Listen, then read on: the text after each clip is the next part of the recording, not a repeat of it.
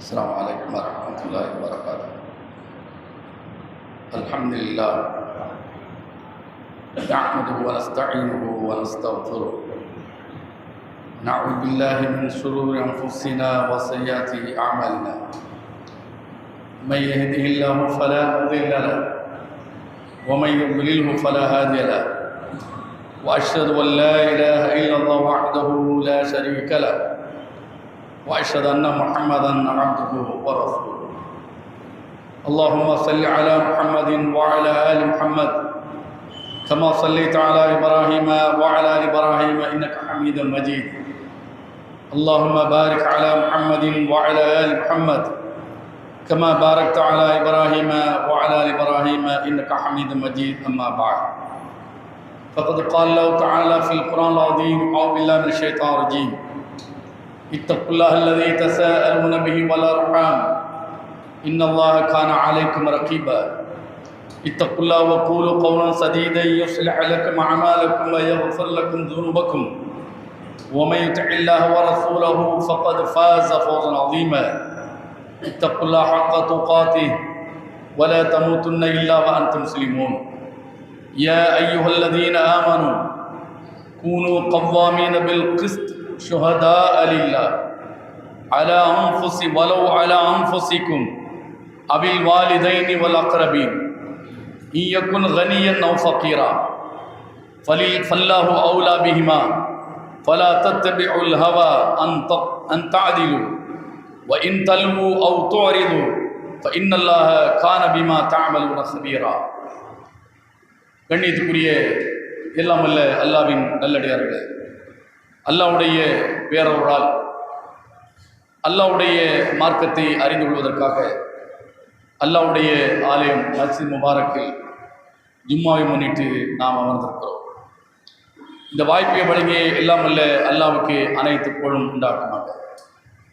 குர்ஆன் இறக்கப்பட்ட மாதம் புனித ரமலானை கடந்து ஷவ்வாலில் நாம் அடியெடுத்து வைத்திருக்கிறோம். அந்த குர்ஆனுடைய போதனைகள் ஒவ்வொரு கூறுகளாக நாம் உரசி பார்த்தால் இன்றைக்கு நடக்கக்கூடிய அத்தனை அநியாயங்களுக்கும் அது தீர்வை சொல்கிறது என்பதை நாம் புரிந்து கொள்ள முடியும். அல்லாஹ்வுடைய தூதர் முஹம்மது நபி ஸல்லல்லாஹு அலைஹி வஸல்லம் அவர்கள் இறை தூதராக அனுப்பப்பட்ட அந்த காலம் இன்றைக்கு இருக்கக்கூடிய நம்மை சார்ந்து நம்மை சூழ்ந்திருக்கக்கூடிய இந்த நெருக்கடிகளை எல்லாம் தாண்டி மிக கொடூரமான ஒரு காலமாகத்தான் அன்றைக்கு இருந்தது.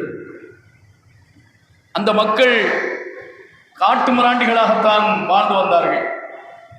அவர்களிடத்தில் நாகரிகம், பண்பாடு எந்த ஒன்றையுமே அவர்களிடத்தில் எதிர்பார்க்க முடியாது. அந்த சூழலில் தான் அல்லாஹ் இறை தூதருக்கு குர்ஆனை இறக்கிறான். அந்த குர்ஆனுடைய போதனைகள் அந்த மக்களை பண்படுத்துவதற்காகத்தான். எந்த காட்டுமிராண்டித்தன குணங்களை கொண்டிருக்கிறார்களோ அதிலிருந்து அவர்களை மீட்டெடுப்பதற்காகத்தான் இந்த குர்ஆன் இறக்கப்பட்டது. அல்லாஹ்வுடைய தூதரை அதற்கு முன்மாதிரியாக்குகிறார். அதை பார்க்கிற அந்த காலத்து மக்கள் ஒன்றன் பின் ஒன்றாக இது சரி என்ற சித்தாந்தத்திற்குள் அடி எடுத்து வைக்கின்றார்கள். அப்படிப்பட்ட கூறுகளில் ஒன்றை இன்றைய உரையில் நாம் அறிந்து கொள்ள இருக்கிறோம். அல்லாஹ் குர்ஆனிலே குறிப்பிடுகிறான், கூனு கவ்வாமீன பில் கிஸ்த், அனைவருக்குமாகத்தான் இந்த அறிவுரை சொல்கிறான். யா அய்யுஹல்லதீன ஆமனு, நம்பிக்கை கொண்டோரே, கூனு கவ்வாமீன பில் கிஸ்த் ஷுஹதா லில்லாஹ், நீங்கள் நீதியை நிலைநாட்டுவதில் அல்லாஹ்வுக்கு சாட்சியாளர்களாக இருங்கள். நீதியை நிலைநிறுத்துவதில் அல்லாஹ்வுக்கு நீங்கள் சாட்சியாக இருங்கள். வலவ் அலா அன்ஃபுசிக்கும் அவில் வாலிதைன் வல் அக்ரபீன், இந்த நீதியை நிலைநாட்டுவது என்ற நிலை வருகிற போது உங்களுக்கே சில நேரங்களில் நீதியை நிலைநாட்ட வேண்டியது வரும். மற்றவர்களுக்கு நாம் நீதியை சொல்லிவிட்டு போயிடுவோம். ஆனால் உங்களுக்கே நீதி சொல்ல வேண்டிய ஒரு நிலை வருகிற போது அதிலும் நீங்கள் நீதியாகத்தான் நடக்க வேண்டும். அவில் வாலிதைன், உங்களை தாண்டி உங்களுடைய உறவு, உங்களுடைய பெற்றோர், அவர்கள்தான் உங்களுக்கு முதல் உறவு. அவர்கள் விஷயத்திலும் நீதியை நிலைநிறுத்துங்கள். ஒல் அக்ரபீன், பிறகு சொந்தம் பந்தம், இவர்கள் விஷயத்திலும் நீதியை நிலைநிறுத்துங்கள் என்று சொல்லிவிட்டு இயக்குன் கனியன் அவ் ஃபகீரன், நீதியை நிலைநாட்டுகிற போது அவன் பணக்காரனாக இருக்கலாம், ஏழையாக கூட இருக்கலாம். ஏழை பணக்காரன் என்ற பாகுபாடு கூடாது. நீதி என்கிற பார்வை மட்டும்தான் இருக்க வேண்டும். இவன் ஏழை, இவன் பணக்காரன் என்ற பாகுபாடு கூடாது. அந்த பார்வையை விட்டுவிடுங்கள்.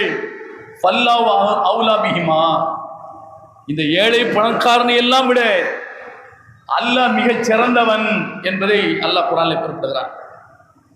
இந்த பாகுபாடு பார்க்கப்படும் என்று சொன்னால் பணக்காரனை நீ சிறந்தவனாக பார்ப்பாய், ஆனால் அதை விட சிறந்தவன் அல்லாஹ். ஏழையை அடிமட்டமாக நீ பார்ப்பாய், ஆனால் எல்லாவற்றுக்கும் மேலாக அல்லாஹ் இருக்கிறான். எனவே இந்த பார்வை வேண்டாம். வலா தத்தபில் ஹவா அன் தஅதிலு, நீதியை நிலைநிறுத்துவதில் மனோ இச்சைக்கு நீங்கள் அடிபணித்து விட வேண்டாம். மனோ இச்சையை பின்பற்றாதீர்கள். இன் தல்வு அவ் தோரிலு, நீதி பிறர் சாட்சியாக ஆக வேண்டிய நிலை ஏற்பட்டாலும், அவ் தோரிலு, அல்லது நீங்கள் புறக்கணிக்க வேண்டிய நிலை ஏற்பட்டாலும் நீங்கள் நீதியை விட்டு விடாதீர்கள், அதை நிலைநிறுத்த தவறிவிடாதீர்கள். இன்னல்லாஹ் கான பிமா தஅமலுன கபீரா, அல்லாஹ் நீங்கள் செய்கின்றவற்றை நன்கு கவனிக்கக்கூடியவனாக இருக்கிறான் என்று அல்லாஹ் 4ஆம் அத்தியாயம் 135ஆம் வசனத்திலே குறிப்பிடுகிறார். இன்னொரு வசனத்தில் 5ஆம் அத்தியாயம் 8வது வசனம், யா அய்யுஹல்லதீன ஆமனூ கூனு கவ்வாமீன லில்லாஹி, நீங்கள் அல்லாஹ்வுக்காக நில்லுங்கள், அல்லாஹ்வுக்காக நிலைநிறுத்துங்கள். ஷுஹதா பில் கிஸ்தி, நீதியை சொல்வதற்கு சாட்சியாளர்களாக அல்லாஹ்வுக்காக நீங்கள் நில்லுங்கள். வலா யஜ்ரிமன்னக்கும் ஷனஆனு கௌமின் அலா அன் தஅதிலு, உங்களுக்கு விரோதமான ஒரு சமூகம், உங்களுக்கு எதிரியான ஒரு கூட்டம், அவர்களுக்கே நீதி சொல்ல வேண்டிய நிலை ஏற்பட்டால் அந்த பாரபட்சம், அந்த சுய விருப்பு வெறுப்பு நீதி வலுவச் செய்து விட வேண்டாம், நீதியை நிலைநிறுத்தாமல் உங்களை தடுத்து விட வேண்டாம் என்று அல்லாஹ் சொல்கிறான். யஅதிலு ஹுவ அக்ரபு லித்தக்வா, இப்போதும் நீங்க என்ன செய்யுங்க, நீதியைத்தான் நிலைநாட்ட வேண்டும். இவன் என் வேண்டியவன், இவன் எனக்கு வேண்டாதவன், இவன் பரம விரோதி என்கிற நிலை ஏற்பட்டாலும், அவன் பிரச்சனை ஒரு இடத்தில் வந்திருக்கிறது என்றால் அவனுக்கான நீதி என்ன? நீ அவனை பார்க்காதே, அவன் பிரச்சனையை பார், அது நீதியா நியாயமா என்று பார். யஅதிலு, நீதி வழங்குங்கள். ஹுவ அக்ரபு லித்தக்வா, அதுதான் இறைவனை பற்றிய அச்சத்திற்கு மிக நெருக்கமானது. அல்லாஹ்வை பற்றிய பயம் இருக்கிற என்பதற்கு அதுதான் ஆதாரமானது என்று அல்லாஹ் சொல்கிறான். இன்னல்லாஹ் கபீரும் பிமா தஅமலூன், அல்லாஹ் நீங்கள் செய்கின்றவற்றை அவன் நன்றாக அறிந்து கொண்டிருக்கிறான் என்று 5ஆம் அத்தியாயம் 8ஆம் வசனத்திலே அல்லாஹ் சொல்கிறான். ஆயிஷா நாயகி ரலியல்லாஹு அன்ஹா அவர்கள் அறிவிக்கக்கூடிய ஹதீஸ் புகாரியில் 3475வது ஹதீஸாக, இது பல உரைகளில் நாம் கேட்ட ஹதீஸ் தான். குறைசி குடும்பத்தைச் சேர்ந்த ஒரு குறைசி குடும்பத்திற்கு, அந்த கோத்திரத்திற்கு ஒரு மிகப்பெரிய கவலையை ஏற்படுத்தி விட்டது. என்ன கவலை? உயர்ந்த குலமாக, குறைசி குடும்பத்தில் உயர்ந்த குலமாக பார்க்கப்பட்ட மஹ்சூமியா என்கிற அந்த குடும்பத்தை சார்ந்த ஒருத்தி, அவள் பேர் ஃபாத்திமா, அவள் திருடி விட்டாள். திருட்டுக்கு இஸ்லாம் சொல்லக்கூடிய குற்றவியல் தண்டனை நிரூபிக்கப்பட்டால் கையை வெட்ட வேண்டும். முதலில் வலது கையினுடைய முன்கையை வெட்ட வேண்டும், வலது முன்கையை வெட்ட வேண்டும். அப்ப இது அவர்களுக்கு பெரிய ஊண்டிங்காக இருந்தது, மனக்கவலையாக இருந்தது. என்ன செய்வது? அவளை இந்த தண்டனையில் இருந்து காப்பாற்ற வேண்டும், அதற்கு யாரை காக்கா பிடிக்கலாம் என்று பார்த்து உசாமா பின் ஸைத் என்கிற நபிகள் நாயகம் ஸல்லல்லாஹு அலைஹி வஸல்லம் அவர்களுக்கு மிகவும் நெருக்கமான நபி அவர்களுடைய வளர்ப்பு மகனாக பார்க்கப்பட்ட நபி அவர்களுக்கு விருப்பமான ஒருவராக கருதப்பட்ட உசாமாவை அந்த குறைஷியர்கள் போய் நினைச்சாங்க, காலகையை பிடிக்கிறாங்க, காக்கா பிடிக்கிறாங்க. நீங்க சொன்ன அல்லாஹ்வுடைய தூதர் கேட்பாங்க, ஏன் வேற யாரை விடவும் உங்கள் மீது ரொம்ப பாசத்தை வைத்திருக்கிறார்கள், நீங்க போய் கொஞ்சம் சொல்லுங்க, வேறு ஏதாவது இந்த குற்றத்திற்கு வேறு ஏதும் தண்டனை இருந்தாலும் பரவாயில்லை, ஆனால் கையை வெட்டுவதை எப்படியா நீங்க தடுத்து நிறுத்த வேண்டும். அவரும் பார்த்தார், அவருடைய கோரிக்கை மனதிற்கு இதமாக இருந்தது. ஒரு உயர்ந்த குலத்தை சார்ந்தவள், அவள் செய்த குற்றத்திற்காக அவள் பொது வழியில முச்சந்தியிலே தண்டிக்கப்பட்டால் காலாகாலத்துக்கும் அந்த குடும்பம் இந்த சமூகத்தால் பழிக்கப்படும். ஆதலால் அவர்கள் உசாமா, சரி நான் அல்லாஹ்வின் தூதரிடத்திலே பேசி பார்க்கிறேன் என்று போய் செய்தார்கள். உசாமா நபியிடத்தில் போய் பேசினார்கள். ஃபகல்லமஹு உசாமா ஃபகால ரசூலுல்லாஹி ஸல்லல்லாஹு அலைஹி வஸல்லம் அத்தஷ்ஃபு ஃபி ஹத் மின் ஹுதூதில்லாஹ். ஏ உசாமா, இதுவரைக்கும் நான் உன் மீது பிரியம் வைத்திருக்கிறேன், நீ என்னை இறை தூதராக நம்பி இருக்கிறாய், உன்னை பெற்று வளர்த்தவர்கள் உன்னை முழுமையாக என்னிடத்திலே ஒப்படைத்து விட்டார்கள், எனக்கு பிறந்தவனாக இல்லை என்றாலும் எனக்கு பிறந்தவனாகவே உன்னை வளர்த்தெடுக்கிறேன். ஆனால் அல்லாஹ்வுடைய தண்டனையெல்லாம் வந்து நீ என்னிடத்தில் காக்காய் பிடிக்க வந்து விட்டாய், பரிந்துரைக்க வந்து விட்டாய், கையை காலை பிடிக்க வந்து விட்டாய் என்று உசாமாவை பார்த்து நபி அவர்கள் கேட்டார்கள். பிறகு அவர்களுக்கு கோபமும் ஆக்ரோஷமும் அவர்களால் பொறுத்துக் கொள்ள முடியவில்லை. உடனே வெகுண்டெழுந்தார்கள். மக்களை ஒன்று திரட்டி அந்த மக்களுக்கு ஒரு அறிவுரையை கூறினார்கள். இன்னமா அஹலக்கல்லதீன கபலக்கும் அன்னஹும் கானும் இதா சரிக ஃபீஹிம் ஷரீஃப் தரக்கூஹு வ இதா சரிக ஃபீஹிம் வஈஃப் அகாமு அலைஹில் ஹத்த. உங்களுக்கு முன் வாழ்ந்த சமூகம் அழிக்கப்பட்டு நாசமாக போனதற்கான காரணம், இறை தண்டனையால் அழிக்கப்பட்டதற்கான காரணம், அவர்களில் வலியவன் குற்றமிழைத்தால் அவனை தண்டிக்காமல் விடுவது, எளியவன் குற்றமிழைத்தால் அவனை தண்டிப்பது. இந்த அயோக்கியத்தனத்தால் தான் அந்த சமூகம் அல்லாஹ்வுடைய தண்டனையால் அழிக்கப்பட்டது என்று நபி அவர்கள் மக்களுக்கெல்லாம் ஒரு உரை நிகழ்த்தினார்கள். ஐமுல்லா நபி அவங்க இப்ப சொல்றாங்க, அல்லாஹ் மீது சத்தியமாக சொல்கிறேன், லவ் அன்ன ஃபாத்திமத பின்த் முஹம்மத், தன் பெயரை குறிப்பிட்டு தன் மகள் என்று சொல்ல, வெறும் ஃபாத்திமா என்று சொல்லவில்லை. ஏன், ஏற்கனவே திருடியாக இருப்பவளும் ஃபாத்திமா, இப்போது நபி அவர்கள் சுட்டி காட்டக்கூடிய தன்னுடைய மகள் பெயரும் ஃபாத்திமா, வெறும் ஃபாத்திமா என்காமல் ஃபாத்திமத் பின்த் முஹம்மத், முகம்மதுடைய மகள் ஃபாத்திமா, அவள் திருடினாலும் கையை வெட்டி விடுவேன் என்று நபிகள் நாயகம் ஸல்லல்லாஹு அலைஹி வஸல்லம் அவர்கள் சொன்னார்கள். இது புகாரியில் 3475 ஹதீஸாக இருக்கிறார்.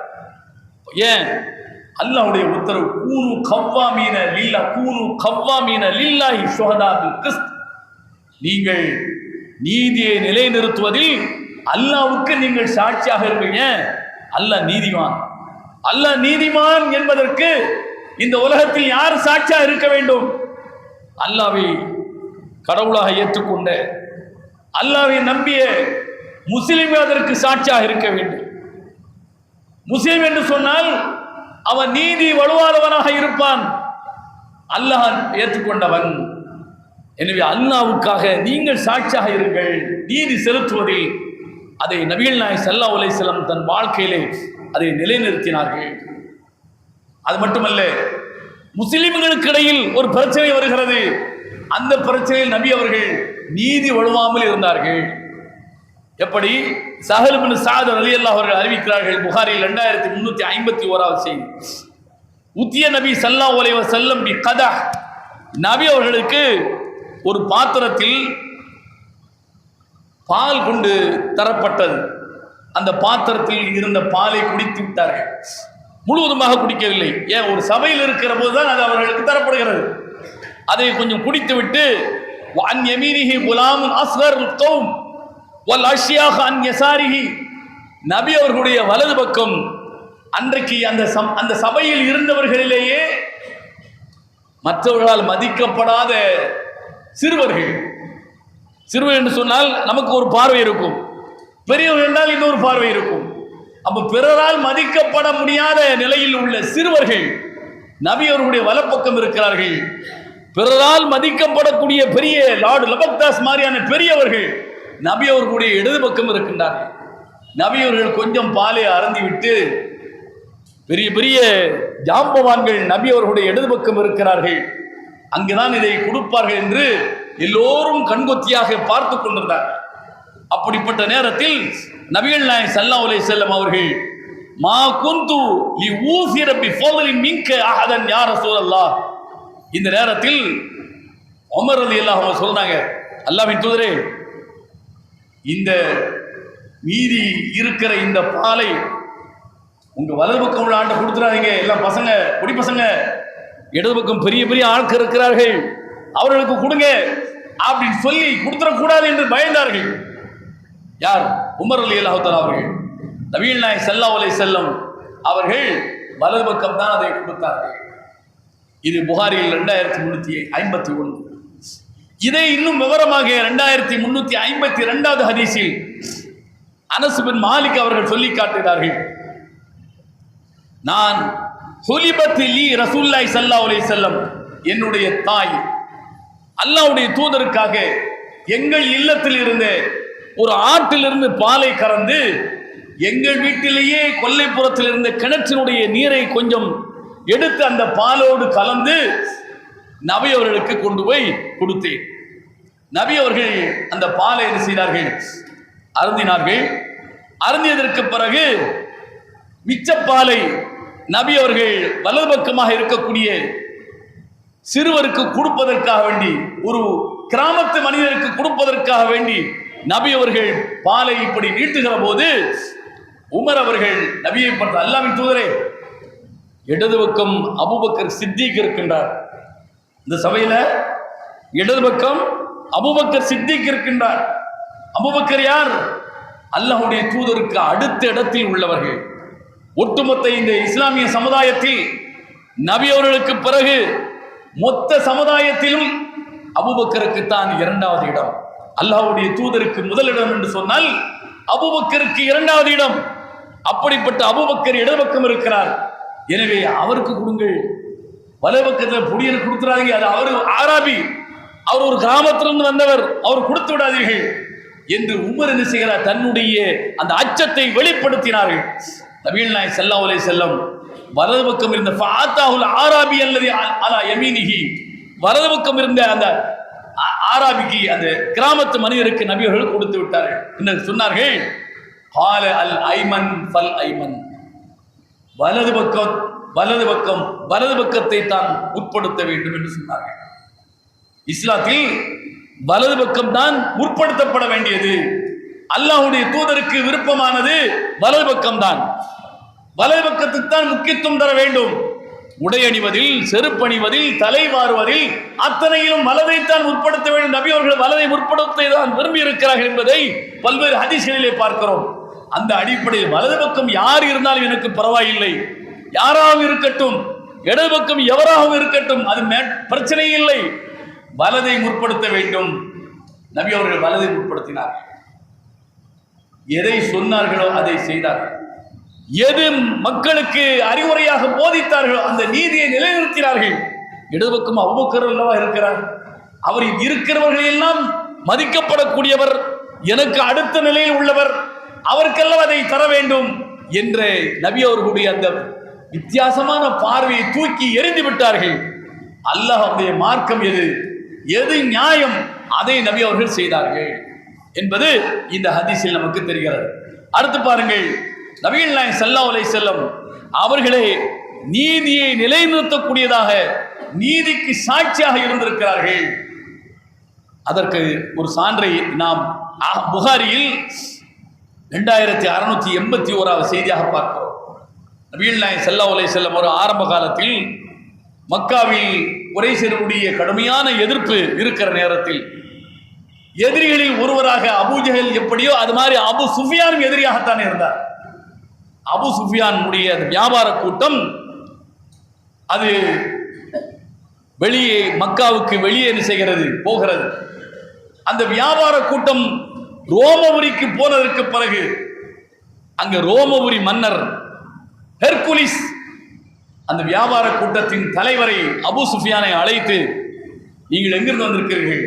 மக்காவில். அப்படியா? அங்கு மக்காவில் ஒருவர் இருப்பதாக கேள்விப்பட்டனே. ஆமாம். அவர் என்ன சொல்கிறார்? உங்களுக்கெல்லாம் என்ன சொல்கிறார் என்று கேட்டபோது, ஜஅம்து அன்னஹு அமரக்கும் பிஸ்ஸலா வஸ்ஸித்க வல் அஃபாஃப வல் வஃபாஅ பில் அஹதி வ அதாஇல் அமானா. இப்படியெல்லாம் சொல்ல நான் கேள்விப்பட்டிருக்கிறேனே, அப்படித்தானா என்று ஹெர்குலிஸ் மன்னர் அபூ சுஃபியானை பார்த்து கேட்கிறார். அபூ சுஃபியான் முஸ்லீமாக வியாபார கூட்டத்திற்கு தலைமையேற்று போகவில்லை. அவர் அப்போதும் என்ன காபிராகத்தான் இருக்கிறார். ஹெர்குலிஸ் மன்னரை சந்திக்கிற போது அபூ சுஃபியான் காபிர். அவரிடத்தில் தான் ஹெர்குலிஸ் மன்னர் கேட்கிறார், ஹிர்கல் கேட்கிறார். அப்படி கேட்கிற போது, முஹம்மது தொழ வேண்டும் என்கிறாராமே, தான தர்மங்கள் செய்ய வேண்டும் என்கிறாராமே, அவர் வாக்குறுதியை நிறைவேற்ற வேண்டும் என்கிறாராமே, தன்னடக்கத்தோடு வாழ வேண்டும் என்கிறாராமே, அமானத்தை பேண வேண்டும் என்று சொல்கிறாரே என்றெல்லாம் நான் கேள்விப்படுகிறேனே என்ற போது, எதிரியாக இருந்த அபூ சுஃபியான் ஹெர்குலிஸ் மன்னரை பார்த்து சொன்னார்கள், ஆமாம், இப்படியெல்லாம் தான் சொல்கிறார். அப்போதான் ஹெர்குலிஸ் என்கிற மன்னர் சொன்னார், ஹிய சிஃபத்து நபி, இறை தூதராக யார் ஒருவர் தன்னை பிரகடனப்படுத்துகிறாரோ அவருடைய பண்புகள், இலக்கணங்கள் இதுதான் என்று ஹெர்குலிஸ் மன்னர் சொன்ன செய்தியை நபிகள் நாயகம் ஸல்லல்லாஹு அலைஹி வஸல்லம் அவர்களை பற்றி அபூ சுஃபியான் பின்னாளில் இஸ்லாத்திற்கு வந்ததற்கு பிறகு தன்னுடைய பயணத்தில் ஏற்பட்ட பயண அனுபவங்களாக அதை சொல்லி காட்டினார்கள். இது புகாரியிலே இடம்பெற்றிருக்கிறது, 2681 ஹதீஸாக. அப்ப நபி அவர்கள் மக்களுக்கு நீதி, நேர்மை, நாணயம், வாக்குறுதியை நிறைவேற்றுவது, அமானத், நம்பப்படுவதை, நம்பிக்கைக்கு துரோகம் இல்லாமல் நடைமுறைப்படுத்துவது என்கிற அத்தனை குணங்களையும் அல்லாஹ்வுடைய தூதர்கள் கொண்டிருந்தார்கள். இன்னொரு செய்தியை பார்க்கிறோம். நுஅமான் பின் பஷீர் ரலியல்லாஹு அன்ஹு அவர்கள் சொல்லக்கூடிய செய்தி புகாரியில் 2650 ஹதீஸாக, சாலத்து உம்மி அபி பாலல் மூஹிபா லி, என்னுடைய தாய், அதாவது நுஅமான் சொல்கிறார், என்னுடைய தாய் என்னுடைய தந்தை பஷீரிடம், நுஅமானுடைய தந்தை பஷீர், நுஅமான் தான் இந்த ஹதீஸை அறிவிக்கிறார், சஹாபி. அவர் சொல்கிறார், என்னுடைய தாய் என்னுடைய தந்தை பஷீரிடம், என் பையன் நுஅமானுக்கு அன்பளிப்பு கொடுக்க வேண்டும் நினைக்கிறேன், உங்க சொத்துல இருந்து கொஞ்சம் தாங்கன அப்படின்னு சொல்லி அந்த தாய் என் தந்தையிடம் கேட்கிறார். இப்பவும் நடக்குது. நம்ம ஊர்ல 4 பேர் இருக்கான்னு வைங்க, பெத்தவன் 2 பேர் கண்ணுல வந்து சுண்ணாம்பை தடவிட்டு இருக்கிற ஒருவன் பேர்ல 2 பேர்ல சொத்தை என்ன சரி எழுதி வச்சிடறது. எல்லாம் நாளை மறுமையில் என்ன அதற்கான தீர்வு இருக்கிறது. அதை ஏற்றுக்கொண்டவர்களுக்கும் அதற்கான தீர்வு இருக்கிறது. நியாயம் அநியாயம் என்பது சமூகத்தில் பார்க்கப்படவில்லை என்று சொன்னால் இந்த உலகாதாயங்களை அனுபவித்து விட்டு போகலாம். அல்லாஹ்வுடைய சன்னிதானத்தில் பதில் சொல்ல கடமைப்பட்டிருக்கின்றீர்கள்.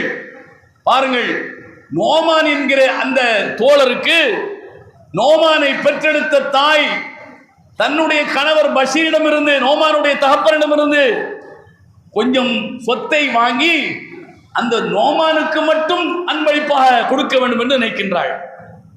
அப்படி நினைத்த போது அந்த பஷீரும் என்ன செய்கிறார், வாழ்க்கப்பட்ட மனைவி கேட்கிறாள், மகனுக்கு கொடுக்கத்தானே கேட்கிறார், அதனால இந்த கொஞ்சம் பிடிச்சிக்க அப்படின்னு சொல்லி பஷீர் தன்னுடைய சொத்துல இருந்து நோமானுடைய தாய்க்கு கொடுக்கின்றார். அந்த தாய் வாங்கி பஷீருக்கு என்ன, அந்த நோமானுக்கு கொடுக்கின்றார். கொடுத்ததற்கு பிறகு ஃபகாலத் லா அர்லா ஹத்தா துஷீதன் நபிய ஸல்லல்லாஹு அலைஹி வஸல்லம், அந்த நுஅமானுடைய தாய் சொல்கிறாள், நான் உங்கள்கிட்ட வாங்கின அங்கே கொடுத்துட்டேன், நீங்களும் தந்துட்டீங்க, ஆனாலும் இதற்கு அல்லாஹ்வுடைய தூதரை சாட்சியாக்க வேண்டும். அல்லாஹ்வுடைய தூதரை இதற்கு சாட்சியாக்க வேண்டும். ஏன், இது நமக்குள்ள நடந்திருக்கு.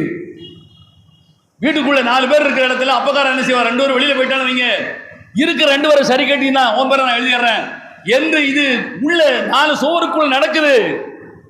இது நமக்குள்ள நடந்திருக்கிறது. அல்லாஹ்வுடைய தூதரை இதற்கு சாட்சியாக்க வேண்டும் என்று அந்த தாய் தன் கணவனிடம் என்ன செய்கிறாள் சொல்கிறாள். உடனே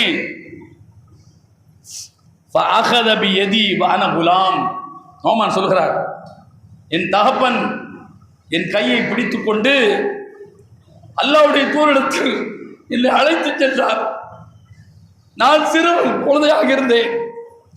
அல்லாஹ்வுடைய தூதரிடத்தில் அழைத்து சென்ற போது நபி ஸல்லல்லாஹு அலைஹி வஸல்லம் இன்ன உம்மஹு பின்த ரவாஹா, ரவாஹாவுடைய மகள் இந்த நோமானுடைய தாய் யார்?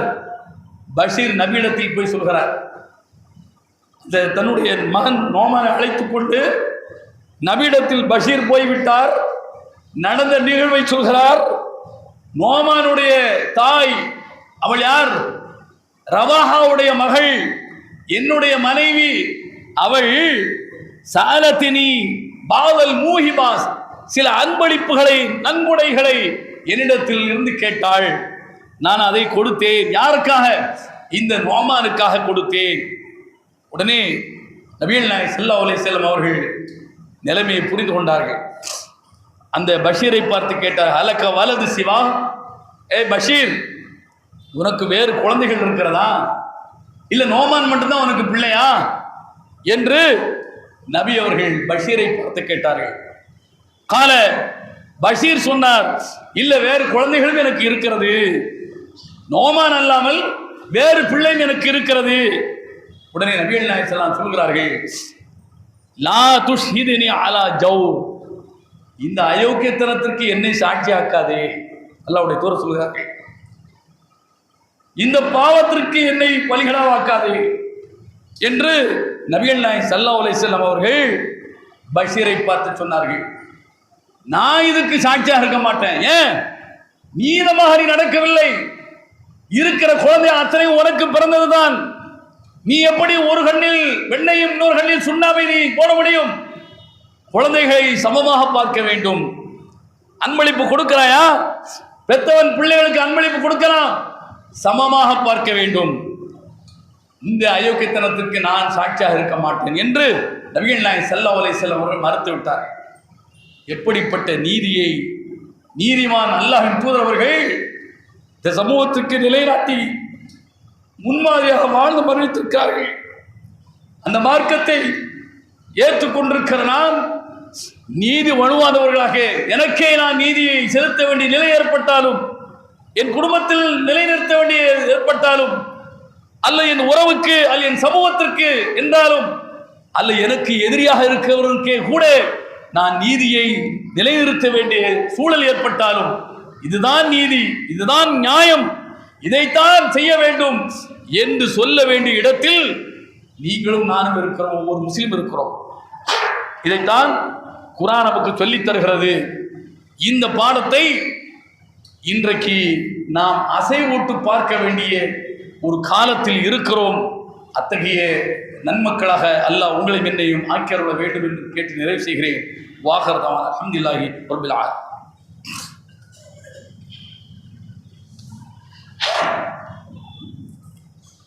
அல்ஹம்துலில்லாஹ் வஸ்ஸலாத்து வஸ்ஸலாமு அலா ரசூலில்லாஹ்.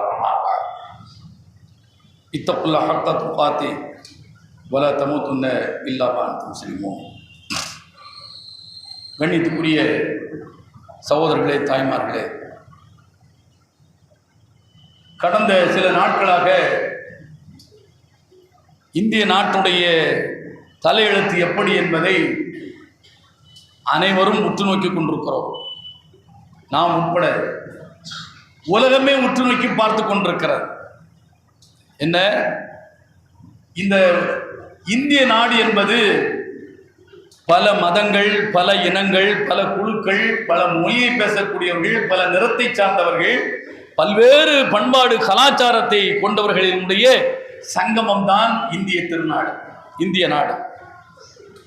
அப்படிப்பட்ட இந்த இந்திய நாட்டை 1925 இந்து நாடாக ஆக்க வேண்டும் என்று சொல்லி ஹெட்கேவர் என்கிற ஒரு பாசிச சக்தி முடிவு செய்து அதற்கான ஒரு திட்டத்தை வரையறுத்து சிறுக சிறுக அதை நடைமுறைக்கு கொண்டு வந்து இன்றைக்கு அது ஆழ விழுதாக வேர் விட்டு வளர்ந்திருக்கிறது. சொல்ல போனால் அது ஆக்டோபஸாக எங்கெங்கெல்லாம் பரவி இந்த சமூகத்தினுடைய இரத்தத்தை உறிஞ்சி உயிர் வாழ வேண்டுமோ அப்படி உயிர் வாழ்ந்து கொண்டிருக்கிறது. 100வது ஆண்டை தொட்டு விட்டது, 100வது ஆண்டை எட்டி விட்டது. இந்த ஆக்டோபஸ் அதிகார மட்டத்திற்கு வந்து விட்டது. அதிகார மட்டத்தில் இருந்து கொண்டே தன்னுடைய ஆதிக்கத்தை நிலைநிறுத்தி தனக்கு கீழ் மற்ற இனங்களும் குழுக்களும் அடிமைகளாகத்தான் இருக்க வேண்டும், தான் நினைப்பது போல்தான் அவர்கள் வாழ வேண்டும் என்கிற அந்த சித்தாந்தத்தை நிலைநிறுத்துவதற்காக அதிகாரத்தை பயன்படுத்திக் கொண்டிருப்பதை பார்க்கிறோம். பல்வேறு சம்பவங்கள் இந்த நாட்டில் சிறுபான்மையினருக்கு எதிராக அதை சட்டப்படி கட்டவிழ்த்து விடுவதற்கான அத்தனை பகீரத முயற்சிகளும் நடைபெற்றுக் கொண்டிருக்கிறது. அதை பட்டியலிடுவதற்கான நேரம் அல்ல. இன்றைக்கு நடந்து முடிந்திருப்பது முஸ்லிம்களுக்கு சொந்தமான வக்ஃப் சொத்து. அது என் பாட்டன், என் முப்பாட்டன், உங்களுடைய பாட்டன், உங்கள் முப்பாட்டன், அவன் இந்த மக்கள் பயன்பட வேண்டும் என்பதற்காக அல்லாஹ்வுக்காக விட்டு போனவைகள். அதற்கு ஆதாரங்கள் தேவையில்லை, அதற்கு செப்பு பட்டயங்கள் தேவையில்லை, பத்திரங்கள் தேவையில்லை. இது பொது பயன்பாட்டுக்கு என்று சொன்னாலே போது முடிந்து விட்டது இஸ்லாமிய சட்டப்படி. நான் இதற்கு முன்னர் பல உரையிலே குறிப்பிட்டிருக்கிறேன். மற்ற சித்தாந்தவாதிகளுக்கு ஒன்றை தானமாகவோ பொது பயன்பாட்டிற்கோ தர வேண்டும் என்று சொன்னால் அதற்கு ஆதாரங்கள், செப்பு பட்டயங்கள் அல்லது பித்தளை பட்டயங்கள் அல்லது எழுத்துக்கள் தேவை. ஆனால் அல்லாஹ்வுக்காக தானமாக கொடுக்கக்கூடியதற்கு எந்த எழுத்தும் தேவையில்லை, எந்த ஆதாரங்களும் தேவையில்லை. அப்படி இந்தியா பாகிஸ்தான் பிரிகிற நேரத்தில் பாகிஸ்தானை தேர்ந்தெடுத்து சென்ற முஸ்லிம்கள் விட்டு போனது, இந்தியாதான் எங்களுக்கு, நாங்களும் இந்தியர்கள் தான், ஆனால் முஸ்லிம்கள் என்று இங்கு வாழ்ந்தவர்கள், அவர்கள் இங்கு இருக்கிற முஸ்லிம்களுக்காக விட்டவர் அந்த சொத்துக்கள் எல்லாம் வக்ஃபாக என்ன அறிவிக்கப்பட்டு மத்திய வக்ஃப் வாரியம், மாநில வக்ஃப் வாரியம் என்று பிரிக்கப்பட்டு இன்றைக்கு அது ஒரு சட்ட வரையறைக்குள் இருந்து வந்ததை, அந்த கட்டமைப்பை இந்த ஆக்டோபஸ் குலைப்பதற்காக சட்டப்படி அதை கையகப்படுத்தி தங்களுடைய சுயலாபத்திற்கு அதை விற்க, வாங்க, அனுபவிக்க அவர்கள் கையில் எடுத்துக் கொள்வதற்காக இன்றைக்கு வக்ஃப் திருத்த சட்டம் என்று கீழவையிலும் மேலவையிலும் நிறைவேற்றி இன்றைக்கு கூர் காய்ந்து கொண்டிருக்கிறார்கள். நியாயமா இதை சிந்தித்து பாருங்கள். ஒரு நாட்டை ஆளுகிற ஒரு ஆட்சியாளர், பல்வேறு குழுக்கள் இருப்பார்கள், பல்வேறு கருத்துடையர்கள் இருப்பார்கள், எல்லோருக்குமானதான் இந்த நாட்டை ஆள்கின்ற ஒரு ஆட்சி, ஒரு அரசு. அப்படித்தான் ஒரு அரசமைப்பு உருவாக்கப்பட்டிருக்கிறது. அரசமைப்பினுடைய கூறு என்ன சொல்கிறது? 25, 26 அவன் ஏற்ற மத நம்பிக்கைப்படி வாழ, அதை பிராக்டிஸ் பண்ண, அதை அதாவது நடைமுறைப்படுத்த, மற்றவர்களுக்கு பிரச்சாரம் செய்ய என இப்படி எல்லா உரிமையும் அவனுக்கு இருக்கிறது. அந்த உரிமை அரசமைப்பு சட்டத்தையே இன்றைக்கு வேரோடும் வேரோடி மண்ணோடும் வெட்டி சாய்க்கிற ஒரு வக்ஃப் திருத்த சட்டம். ஆடு நனைகிறது என்று ஓனாய் அழுத கதையாக முஸ்லிம்களில் ஆக ரொம்ப கீழே இருக்கிற மக்கள் இந்த வக்ஃபால் எந்த பயனும் அடையவில்லை, எனவே நாங்கள் அவர்களுக்கு இதனுடைய முழு பயனையும் கொண்டு சேர்க்க போகிறோம் என்று இந்த பாசிச ஆக்டோபஸ் அரசு இன்றைக்கு இந்த சட்டத்தை கொண்டு வந்திருக்கிறது. என்ன நியாயம், என்ன நீதி? ஒன்றும் பிரச்சனை இல்லை. அதே மாதிரி இந்த அறநிலைத்துறைக்கு சொந்தமான, இந்து கோயிலுக்கு சொந்தமான இந்த சொத்துக்களையும் அரசு தானே வைத்துக் கொள்ள வேண்டும்.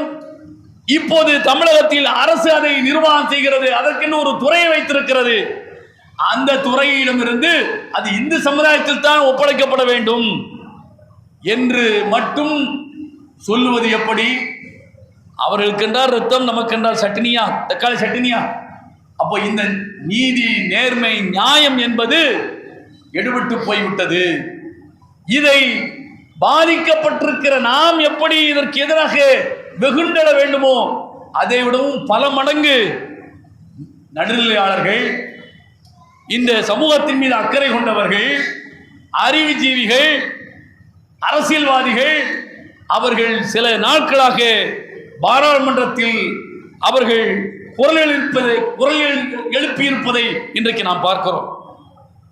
அப்படிப்பட்ட ஒரு நெருக்கடியான ஒரு நீதியை குளிதோண்டி புதைத்துவிட்டு தங்களுடைய அதிகாரத்தை தக்க வைத்துக் கொள்வதற்காக சமூகத்தில் வெறுப்பை விதைத்து அதிகாரத்தை காலத்துக்கும் அனுபவிக்க என்பதற்காக இந்த பிஜேபி, RSS பரிவாரங்கள் திட்டமிட்டு அவர்கள் செயல்பட்டுக் கொண்டிருக்கிறார்கள். நாம் எச்சரிக்கையாக இருக்க வேண்டிய ஒரு தருணம். வீதிக்கு வர வேண்டிய நிலை ஏற்பட்டால் நீதிக்காக, நியாயத்திற்காக அதை நிலைநிறுத்துவதற்கு போராடித்தான் ஆக வேண்டும் என்கிற ஒரு சூழல் ஏற்பட்டால் நாம் வீதிக்கு வந்தே ஆக வேண்டும். அப்படிப்பட்ட ஒரு சூழலை நாம் இன்றைக்கு எதிர்நோக்கி காத்துக் கொண்டிருக்கிறோம். அல்லாஹ் அதற்கு நிச்சயமாக உதவி செய்வான். ஏன்?